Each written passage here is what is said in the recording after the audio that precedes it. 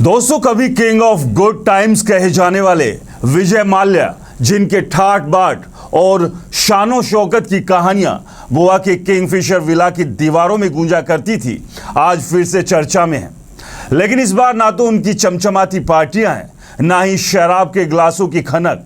हाँ, चर्चा है उनके उस पुराने ठिकाने की जो अब किसी और का हो चुका है। गोवा के कैंडोलिम बीच पर बने उस आलीशान किंगफिशर विला का नया मालिक है बॉलीवुड का एक चेहरा सचिन जोशी और उनकी पत्नी उर्वशी शर्मा।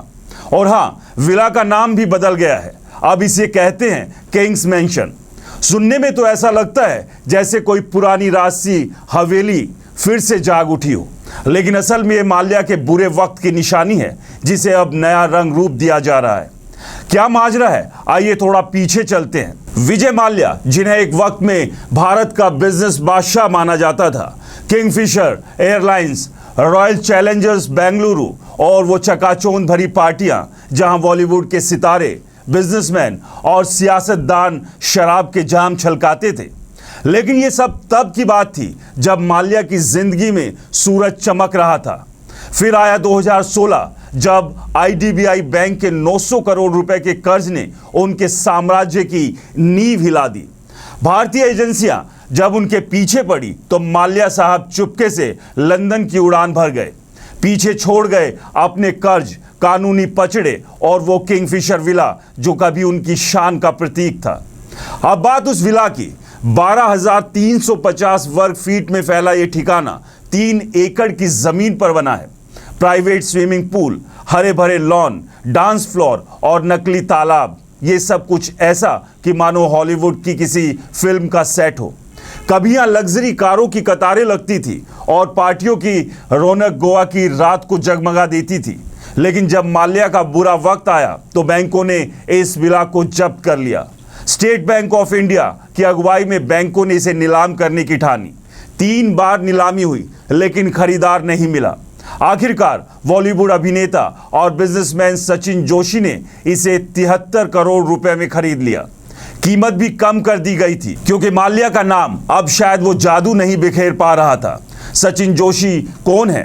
ये वही साहब है जिन्हें आपने अनजान, जैकपॉट या आशिकी 2 के तेलुगु रीमेक में देखा होगा। एक्टिंग के साथ साथ वो जेएमजे ग्रुप के वारिस है और उनकी अपनी कंपनी वाइकिंग वेंचर्स है जो शराब, होटल, वेलनेस का कारोबार करती है। किंग से उनका रिश्ता भी गजब का संयोग है, शायद इसलिए ही विला का नाम किंग्स मैंशन पड़ गया। 2019 में अमावस फिल्म में आखिरी बार दिखे जोशी अब इस विला को नया जीवन दे रहे हैं। और माल्या, वो तो लंदन में बैठे कानूनी जंग लड़ रहा है। कभी गोवा के इस विला में उनकी हंसी गूंजती थी, आज वही विला किसी और की कहानी बयां कर रहा है। हाल ही में आरसीबी की आईपीएल 2025 की जीत ने माल्या को फिर से सुर्खियों में ला दिया। 18 साल बाद मिली इस जीत पर लोग उन्हें बधाई भेज रहे हैं और पुरानी यादें ताजा हो रही है। लेकिन सच तो यह है कि माल्या का वो सुनहरा दौर अब सिर्फ कहानियों में बचा है। उनका किंगफिशर विला जो कभी ग्लैमर का गढ़ था, अब सचिन जोशी के किंग्स मैंशन में बदल गया है। अब सवाल यह है, क्या ये नया किंग्स मैंशन फिर से वैसी ही चमक धमक का अड्डा बनेगा जैसा माल्या के जमाने में था, या फिर जोशी से कोई नई पहचान देंगे? ये तो खैर वक्त ही बताएगा। लेकिन इतना तय है कि गोवा का ये विला जो कभी माल्या की शान का ताज था, आज भी चर्चा का हिस्सा है। माल्या भले ही लंदन में हो, लेकिन उनकी कहानी का ये टुकड़ा गोवा की रेत पर अभी भी जिंदा है।